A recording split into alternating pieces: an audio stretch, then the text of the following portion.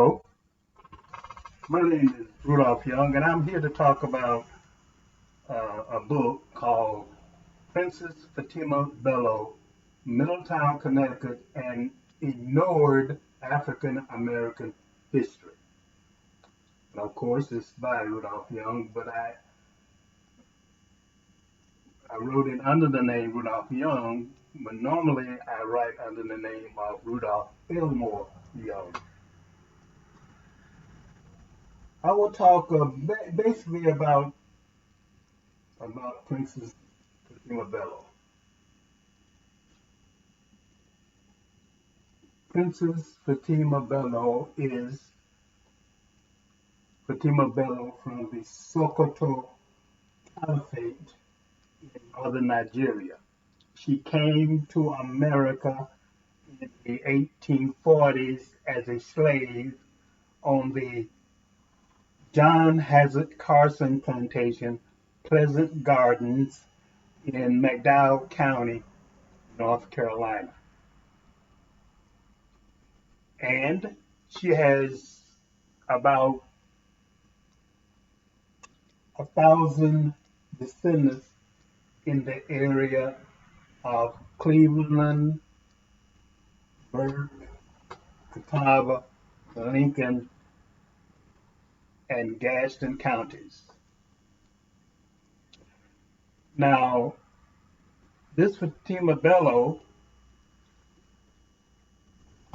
was the daughter of Abu Bakr Atiko, the third sultan of the Sokoto Caliphate in Nigeria. And this family can be traced back 68 generations, back to the Prophet Muhammad, and then from uh, Jesus, Jesus Christ exiled in Egypt, back to Abraham at the Ur of Chaldea, in the Bible. And her descendants in Lincoln County, North Carolina, has broken through that wall of African Americans and their African ancestors, because we know exactly who we are descended from, and we know the history of those families in Africa, and we also know the family and the uh, ancestors of another one of our ancestors in Lincoln County. His name was Hannibal Smith. His African name was Bosco Obasanjo. And that made the people in the African Americans in Lincoln County cousins to Olusegun Obasanjo, the former president of Nigeria. Now, the Bosco Obasanjo was descended from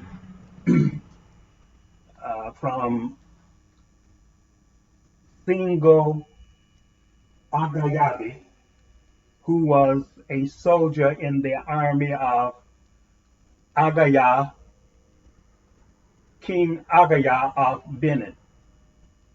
That is mentioned in the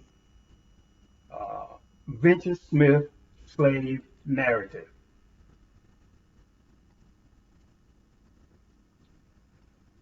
Now, This our family called the Carson Young family. We had our reunion for the first time in 1987 in Middletown, Connecticut, at the Cross Street Amy Zion Church on Cross Street. And I say that is because the church has since moved to West Street, but retained its name Cross Street. At that reunion, the history of the family was related from the Pleasant Gardens Plantation in Conley Springs, in McDowell County, but the descendants of the slaves of Pleasant Garden Plantation moved from McDowell County to Burke County, and eventually they moved down to the community in Burke County, Conley Springs, called Maple Grove. That's how we come up with the name Maple Grove Clans. Now, the Maple Grove Clan is a series of clans that have a connection with Fatima Bello and Bosco Wasanjo, and they are spread all over the world. For example, the persons that's in these Maple Grove clans are Arthur Prysox, Elizabeth Catlett Mora,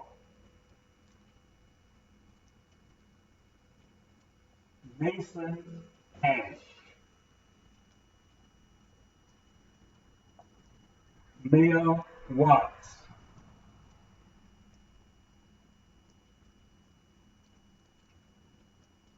Vivian Gregory Hall is related to Barack Obama on his mother's side, which includes Mel Watts. Mel Watts and also Hiriam Rose Revels.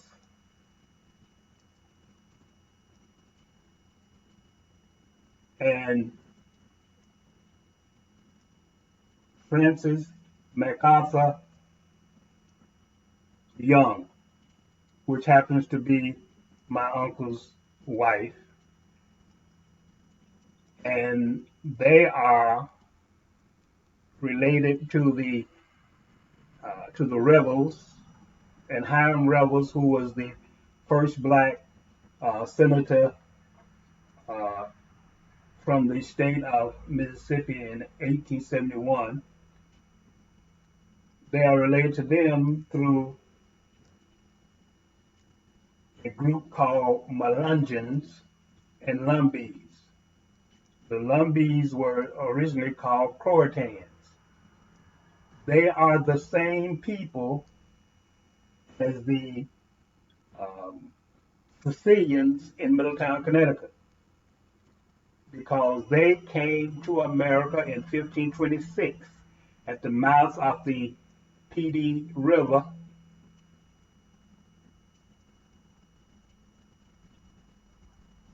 and in a Spanish slave colony of Hiriam, which is called Black Creek Colony. These people rebelled and joined the Creek Indians, and 100 years later they came up the PD River to Montgomery County, North Carolina, and they stayed there for a while, and they built what you call the Indian Mounds, and the people in that area called them strange Indians, or they called them invaders, because they were different from the other Indians in that area, because these were people that were mixed with Indians, Africans, Moors, Sephardic Jews, Sicilians, and others that the Spanish brought to South Carolina, to the mouth of the PD River, as slaves. And that's how and these people migrated from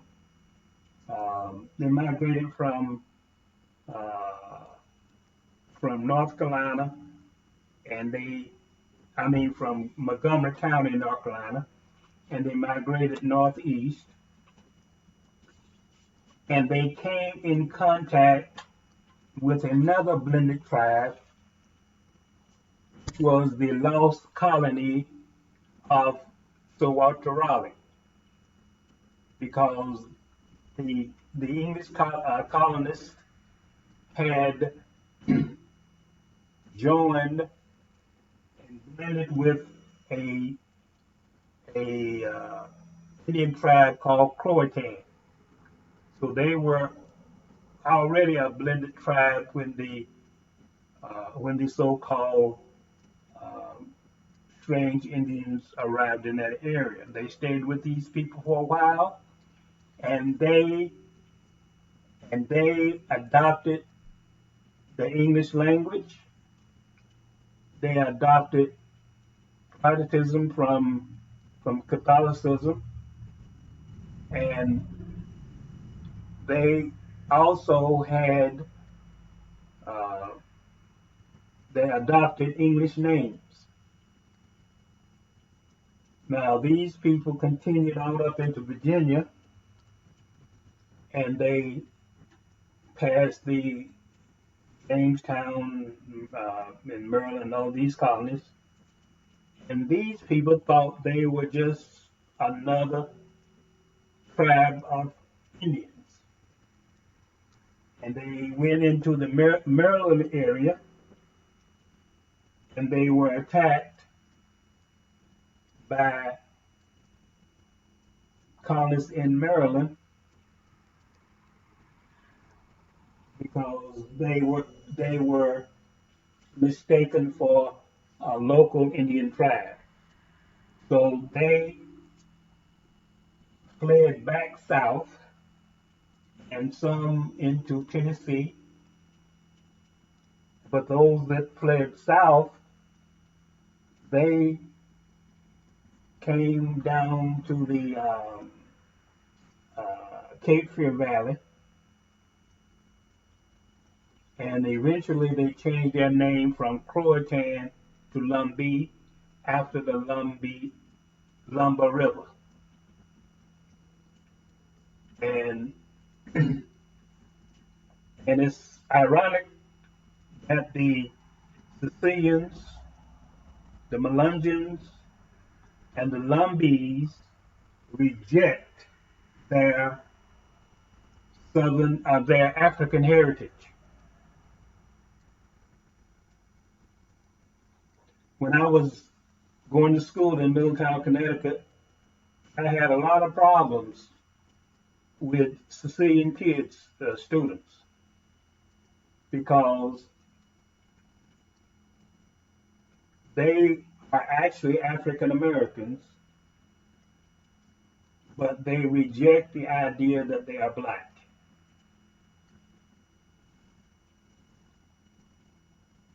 And and the reason I know that they are black is because when I did the research on the history of Middletown, Connecticut, and Cross Street, I looked at the